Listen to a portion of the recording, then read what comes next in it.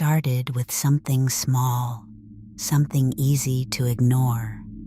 When Daniel Reyes moved into the old duplex on the edge of town, he told himself the price was the reason. Cheap rent, quiet neighborhood, a place to focus. The landlord, a thin man with trembling hands, had avoided eye contact when handing over the keys. "Don't open the walls," he had said. Daniel laughed it off. The first night was peaceful. The second night, he heard it. A faint knock, not from the door, not from the window, from inside the walls. At first he thought it was pipes. Old houses always had strange noises. But then it came again, 3 taps, evenly spaced. Daniel pressed his ear to the wall beside his bed. Silence. Then, right against his ear. Over the next few days, the knocking spread. It followed him. Kitchen, bathroom, living room. Always 3 knocks, always from inside the walls. At night, it got worse. The sounds became frantic, like something was trying to get out. The walls trembled. Dust drifted from the ceiling. One night, Daniel slammed his fist against the drywall. The knocking stopped.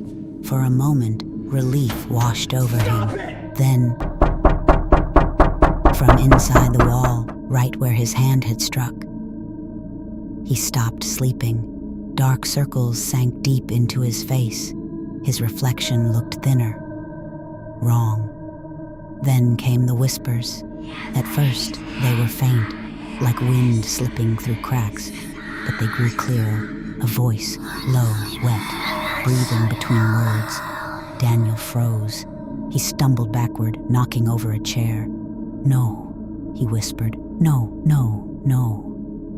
But the voice didn't stop.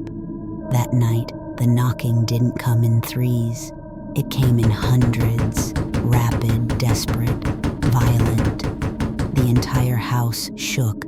The walls bulged outward like something inside was pushing against them, stretching the drywall until it creaked and warped.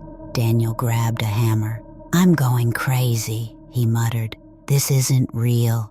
But the voice hissed from all sides. His hands trembled. He swung the hammer. The wall split open. A dark hole yawned before him. And from within, something moved. At first, he saw nothing, only darkness. Then a hand emerged, pale, too long. The fingers bent the wrong way, joints twisting unnaturally as it clawed its way out of the wall. Daniel dropped the hammer. The hand gripped the edge of the broken drywall. Another hand followed, then a face. It didn't have eyes, only deep hollow sockets that bled.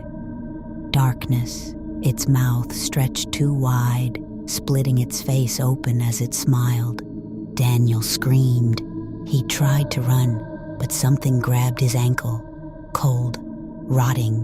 The thing dragged itself fully out of the wall, its body thin and elongated, bones cracking as it twisted unnaturally across the floor. It didn't walk. It crawled. Fast.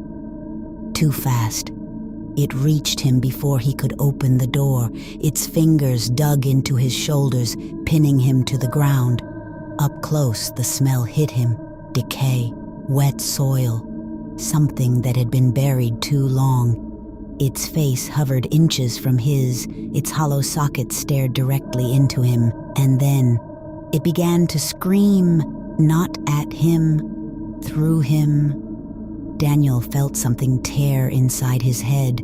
Memories, his own, were ripped apart. He saw flashes of things he had never lived. A woman trapped in the walls, scratching, screaming, begging. No one came.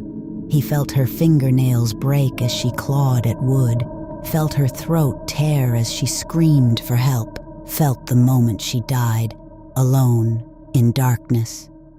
The thing smiled wider. Its voice changed. Now it wasn't whispering. Now it sounded like him. Daniel's eyes widened, but his voice was already gone, stolen. The next morning, the neighbors called the police. They said they heard screaming. When officers arrived, the door was unlocked. The house was empty, no signs of Daniel, just one thing. On the bedroom wall, freshly repaired, smooth, seamless, as if it had never been broken. That night, the new tenant moved in, a young woman, unaware, unpacking her boxes, trying to ignore the uneasy feeling crawling under her skin. She lay in bed, turned off the lights, closed her eyes. Then, from inside the wall, and a voice, soft,